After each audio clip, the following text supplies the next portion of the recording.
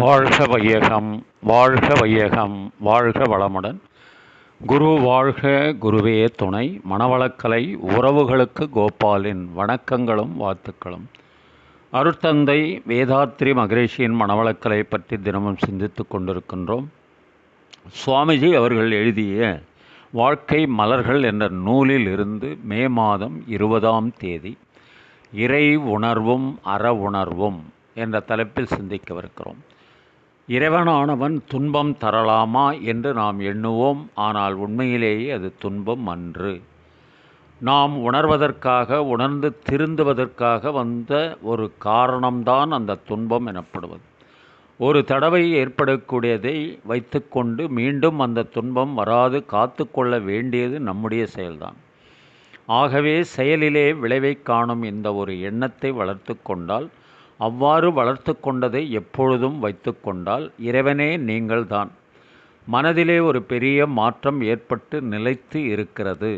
இந்த நிலையை விட்டு நாம் மாறுவதே இல்லை. ஏனென்றால் எப்பொழுதும் ஏதாவது செயலை செய்து கொண்டேதானே இருக்கிறோம். அந்த செயலிலே விளைவு வரும். அந்த விளைவு இறைவனுடைய கருணை, இறைவனுடைய வரம் என்பதை உணர்கின்ற போது எப்பொழுதும் இறைநிலை உணர்வு மாறாதிருக்கும். அதே நேரத்தில் நாம் செய்கின்ற செயல் மூலமாக பிறருக்கு நன்மைத்தான் வர வேண்டும், தீமை வரக்கூடாது. இந்த சமுதாயத்தில் நமக்கு ஒவ்வொரு நாளும் எத்தனையோ பொருட்களை கொடுத்து நம்மை வாழ வைத்து கொண்டிருக்கிறது. நாம் செய்வது இந்த சமுதாயத்தில் யாருக்கும் எந்த வகையிலும் துன்பமாக இருக்கக்கூடாது. இந்த இரண்டு நோக்கத்தோடு செயலை செய்து வந்தால், தொடக்கத்தில் சிறிது சிரமமாக இருந்தாலும் பழக பழக எளிமையாக செய்ய இயலும் என்ற அளவிலே வரும். அப்படி வந்துவிட்டதானால் இறை உணர்வும் வந்துவிடும், அற உணர்வும் வந்துவிடும். அருட்தந்தை அவர்கள் கவிஞர் வாலி ஒரு திரைப்படத்தில் எழுதியிருப்பார், நாம் அனுபவித்து கொண்டிருக்கிற துன்பங்கள்லாம் நாம் இதற்கு முன் செய்த தீய செயல்களினால் ஏற்படுவதுதான். இது இறைவன் நமக்கு வழங்குகின்ற நீதி என்ற அடிப்படையில் ஒரு கவி. கடவுள் செய்த பாவம் இங்கு காணும் துன்பம் யாவும், என்ன மனமோ என்ன குணமோ இந்த மனிதன் கொண்ட கோலம், மனிதன் கொண்ட கோலம்.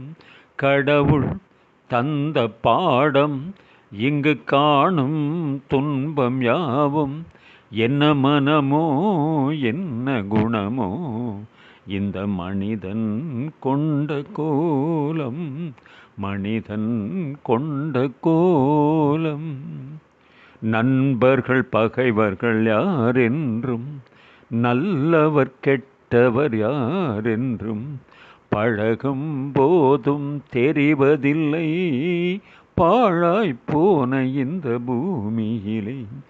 முகத்துக்கு நேரே சிரிப்பவர் கண்கள் முதுகுக்கு பின்னால் சீரும், முகஸ்துதி பேசும் வளையும் குழையும் காரியமானதும் மாறும், காரியமானதும் மாறும்.